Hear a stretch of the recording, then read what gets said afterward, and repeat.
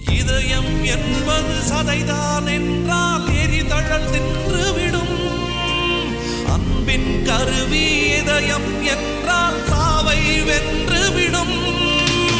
அன்பே சிவம், அன்பே சிவம் என்போம், அன்பே சிவம், அன்பே சிவம் என்போம், அன்பே சிவம், அன்பே சிவம் என்போம், அன்பே சிவம், அன்பே சிவம் என்போம்.